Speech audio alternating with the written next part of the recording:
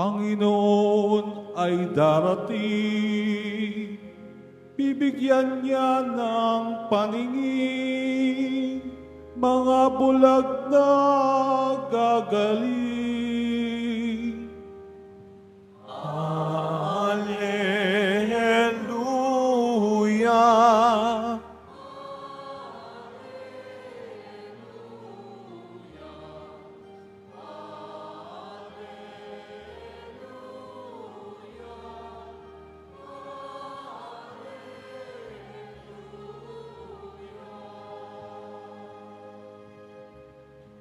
Sumainyo ang Panginoon. At sumaiyo rin. Ang mabuting balita ng Panginoon ayon kay San Mateo.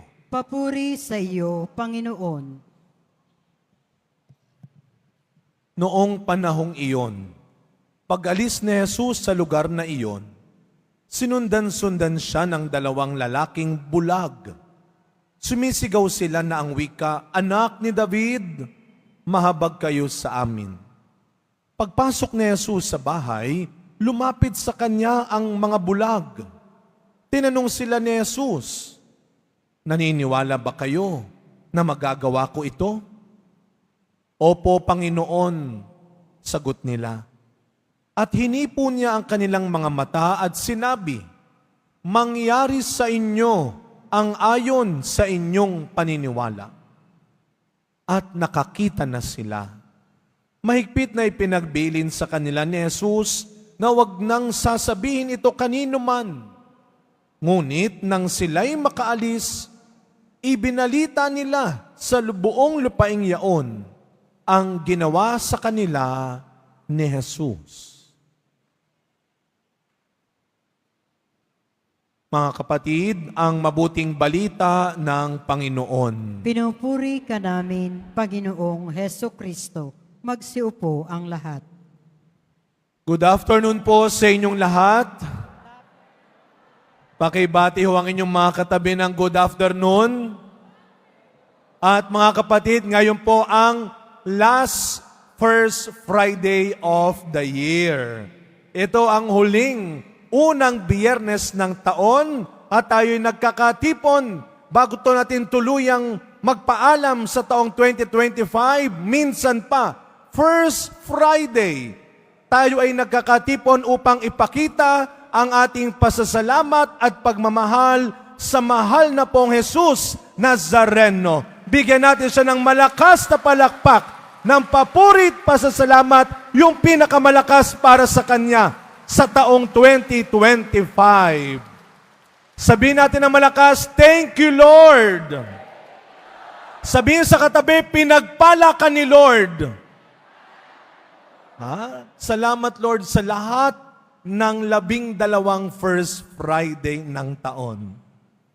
Ang sarap marinig, ano? Naka-12 first. Sino ang naka-12? Bawal magsinungaling nga. Ang magsinungaling, babagsakan ng electric pan na ito, ha? Sino ang naka-12 First Friday? Wow! God bless you. Matatapos na po ang taon. Ilang araw na lang, ilang linggo na lang, tapos na ang 2025. Ang galing nyo. Mag-behave kayo para matapos nyo talaga. Baka kung kailang pa-31 na, saka pa magkaaberya.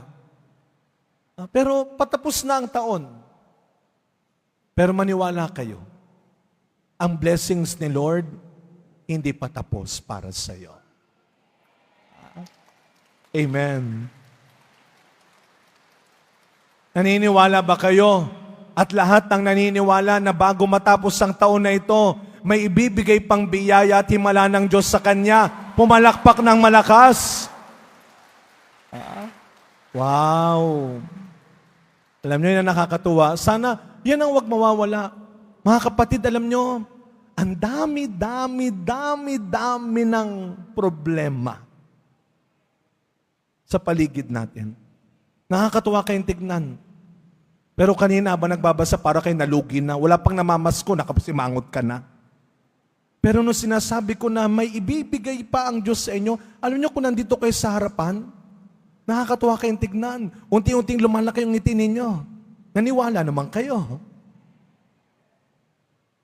At alam mo ninyo, yan sana ang huwag mawawala. Marami mang nawala sa iyo ngayong 2025. Marami mang inagaw sa iyo, ninakaw sa iyo, nawala na sa iyo. Ito ang huwag mawawala sa iyo. Ang pananalig at pag-asa mo sa Poong Jesus Nazareno. Yan ang huwag mawawala sa iyo. Tanungin niyo po yung katabi ninyo, may nawawala ba sa iyo? Sabay hawak nung bag niya. Oo nga, teka lang. Yung katabi ko, kanina pa dikit ng dikit sa akin eh. May nawawala ba sa'yo? Kaya minsan yan ang sa ating kagad, di ba? Kinabahan ka tuloy. Si Father naman, tinakot pa ako. May nawawala ba sa'yo? Alam niyo ba nung tayo ay nasa unang linggo ng Adbyento, eto na yung Advent Rite. At ang panahon ng Adbyento ay panahon ng paghihintay at paghahanda. Meron tayong mga Advent recollection. Bago ang confession, kumpisalang bayan, bago magpasko. Meron mo ng Advent recollection. Nung Sabado, nagbigay na ako ng Advent recollection.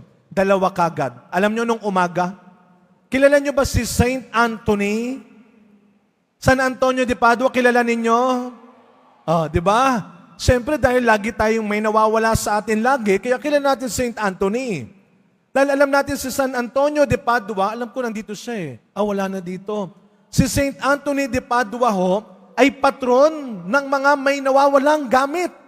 Kaya kapag may nawawala sa atin, tinatawag natin si San Antonio. Siguro sabi ni Saint Anthony, ba't ba lagi ako pinagbibintangan ninyo? Lagi nyo hinahanap sa akin yung nawawala sa inyo. Alam nyo, nung Sabado, nung umaga, nagbigay ako ng recollection dito sa Ligarda. Saint Anthony de Padua Shrine. Nagbigay ako ng recollection doon sa mga Franciscan Third Order, mga laiko. Pagdating nung gabi, nagbigay ulit ako ng recollection sa Parañaque, Saint Anthony Parish. Sabi ko ba, pambihira? Umaga at gabi. Si San Antonio ang aking kasama. Naisip ko, ano bang nawawala sa akin? Bakit nandyan lagi si Saint Anthony? Wala na akong maisip bukod sa buhok kong nawawala na.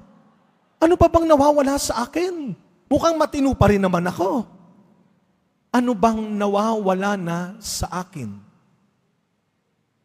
Mga kapatid, ang panahon ng Adbyento ay panahon ng paghahanda.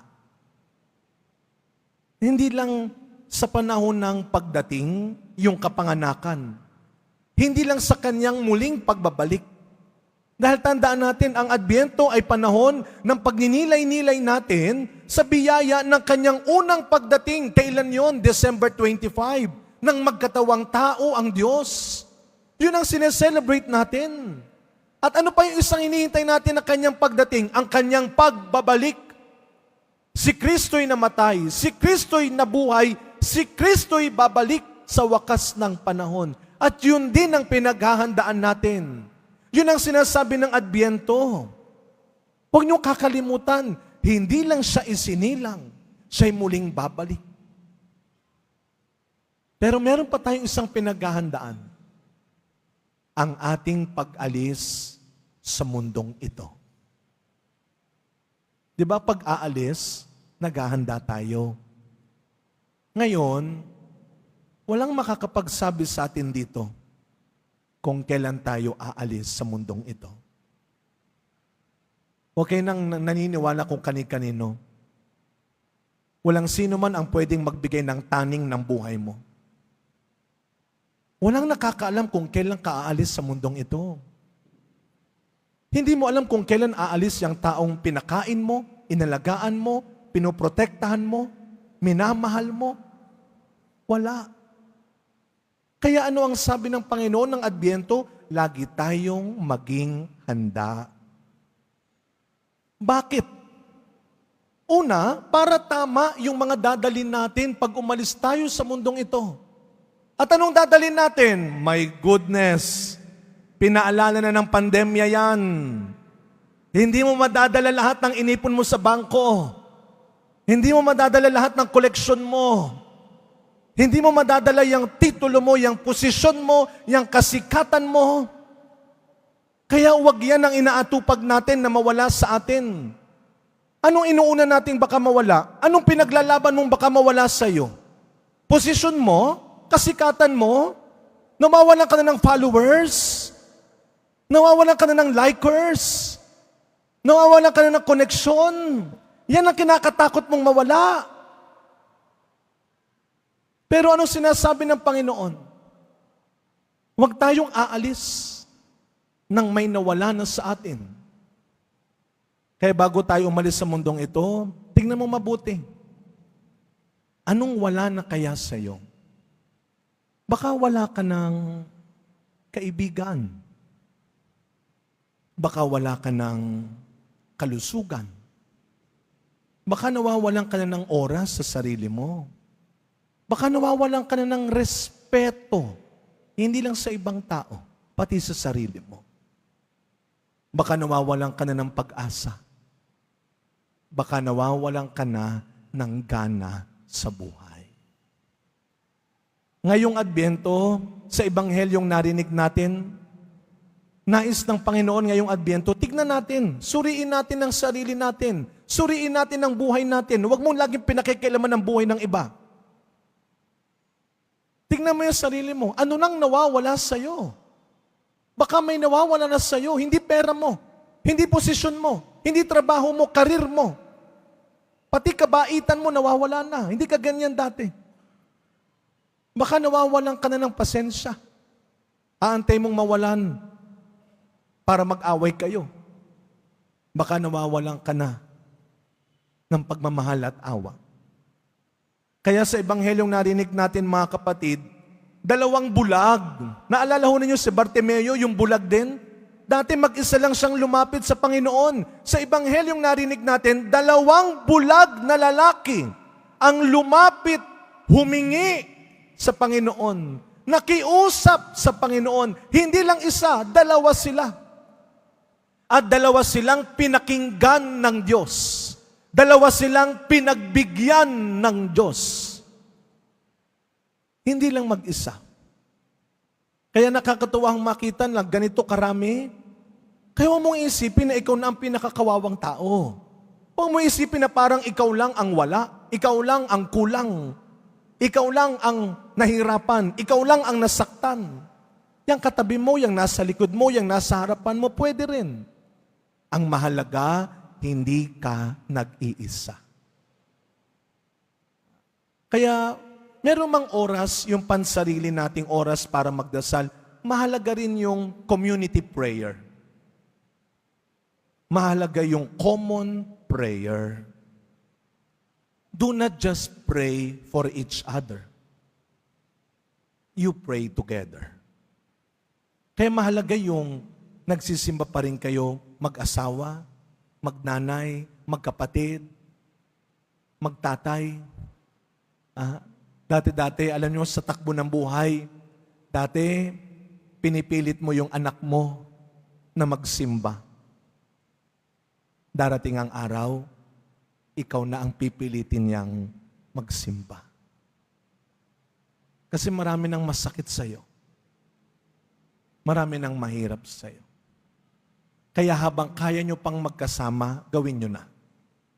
Dahil pagdating ng araw, kahit pwede, baka hindi na kaya.